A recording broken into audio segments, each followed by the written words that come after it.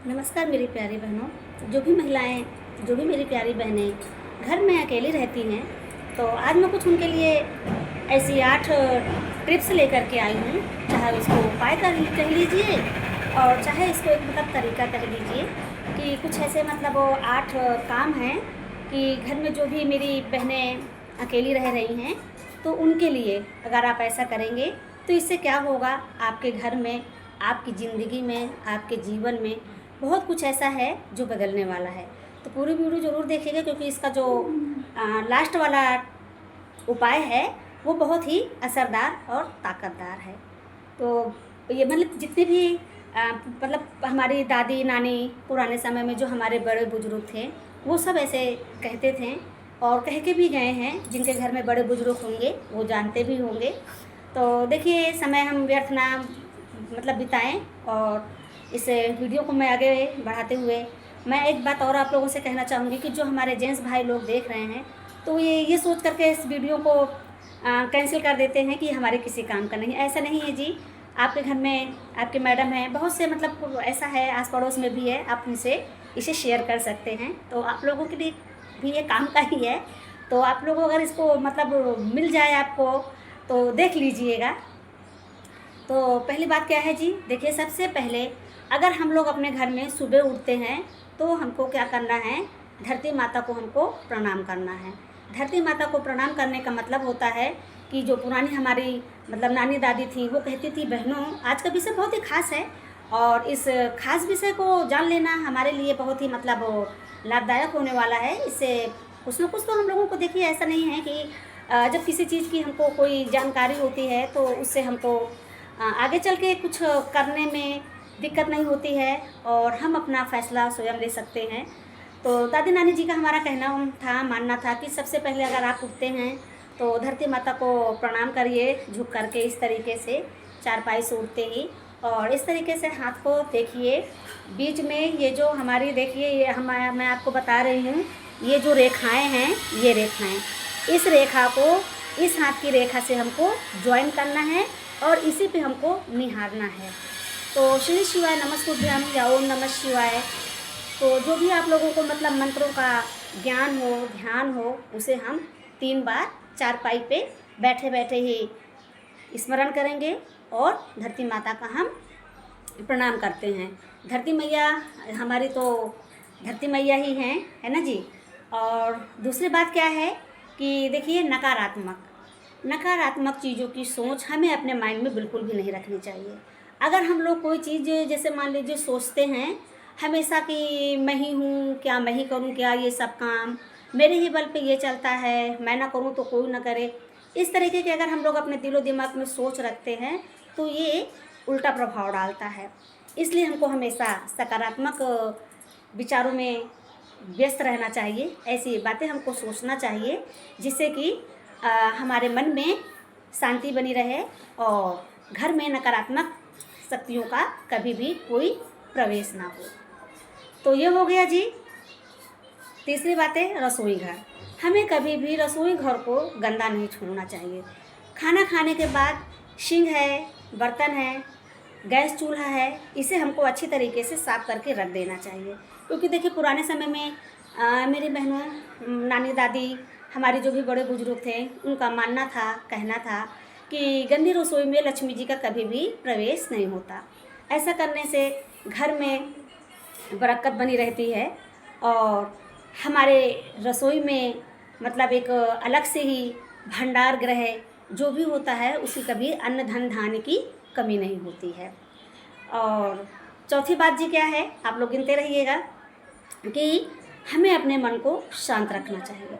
कभी भी हमें अपने मन में ऐसी कोई भी किसी भी तरीके की गंदी सोच, गलत बात नहीं रखना चाहिए। कहते हैं कि पुष्प नहीं बन सकते तो कांटे बन करके मत रहना, भला किसी का कर न सको तो बुरा किसी का मत करना, पुष्प नहीं बन सकते तो कांटे बन करके मत रहना। जी हाँ, कभी भी हमें किसी के प्रति गलत न व्यवहार करना चाहिए, न हमें गलत सोचना चाहिए। हमेशा अच्छा सोचो, जो बन पड़े अपने हिसाब से आप ठीक करिए।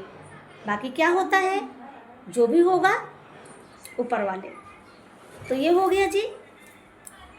अकेली महिलाएं जो घर में रहती हैं मेरी बहनों, तो एक बात ये विशेष तौर से आप लोग ध्यान दीजिएगा कि हमको दिन में चाहे सुबह मीटिंग चाहे शाम की मीटिंग, एक दीपक जरूर प्रज्वलित कर लेना है। वो दीपक चाहे बेशक आप घर के दहलीज पे रखिए, चाहे रसोई घर पे रखिए, चाहे अपने मंदिर में रखिए, पूजा के जहाँ आपने स्थान बना रखा है। तो इस तरीके से हमको एक दीपक जरूर जला लेना चाहिए। इसका मतलब होता है कि हमारे घर में हमेशा उजाला बना रहे, प्रकाश चारों दिशाओं में फैला रहे। ये हो गया जी। और एक चीज़ है कि जो भी महिलाएं घर में अकेली रहती हैं वो अपनी कीमत को समझें। जी हाँ, आप कभी ये मत सोचिए कि आपका कोई वजूद ही नहीं है, आपका कोई वैल्यू ही नहीं है। ऐसा बिल्कुल भी नहीं है।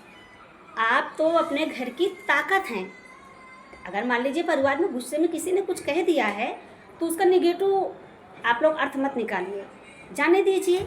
आप आईने में अपने आप को देखिए और देख करके आप खुद एहसास कीजिए, मन में अच्छे विचार रखिए, सही बात बोलिए।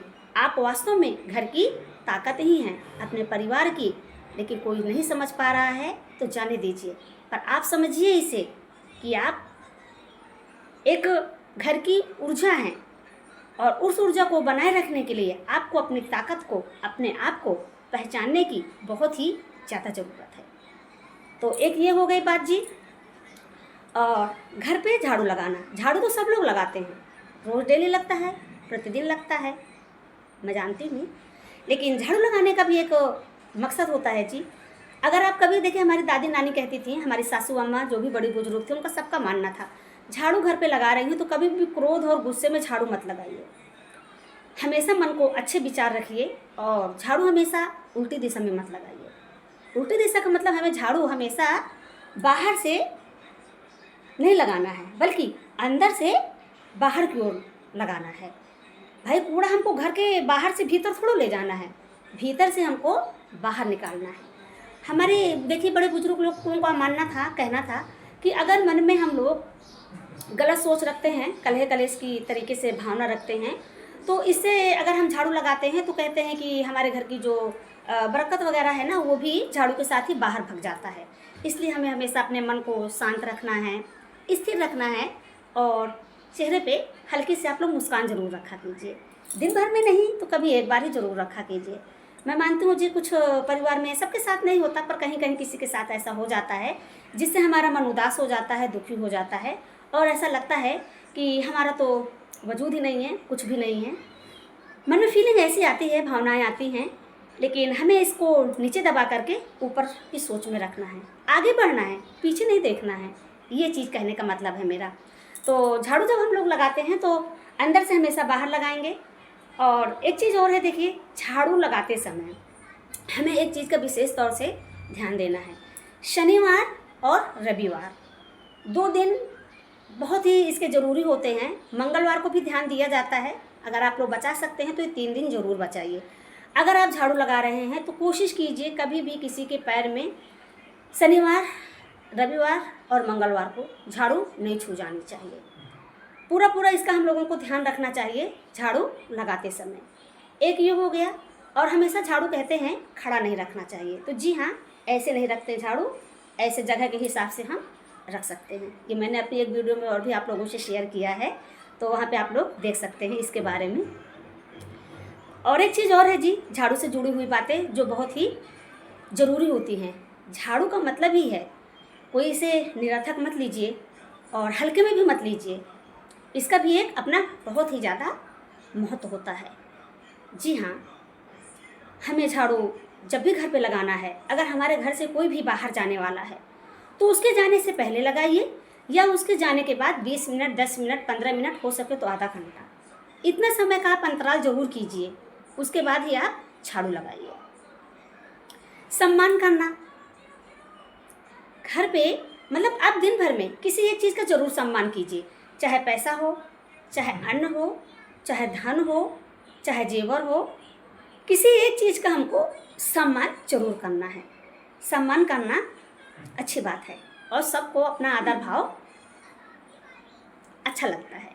इसलिए इन जितनी चीज़ें मैंने बताई है, दिन भर में हमें किसी न किसी चीज़ का सम्मान एक दिन में अवश्य करना चाहिए। जी हाँ, तो अपने आप को पहचाने, मजबूत बने, और आप ही घर की लक्ष्मी हैं, आप ही घर की ऊर्जा है, इसे बनाए रखिएगा। मैं फिर मिलूँगी नेक्स्ट वीडियो में, तब तक के लिए बाय बाय। अकेले रहने से घबराना नहीं है जी। जी हाँ, घर पे आप लोग साउंड वगैरह, मंत्र है, भजन है, कुछ भी जब भी आपका मन घबराए, दिल घबराए, इस तरीके से कर सकती हैं। ठीक है जी।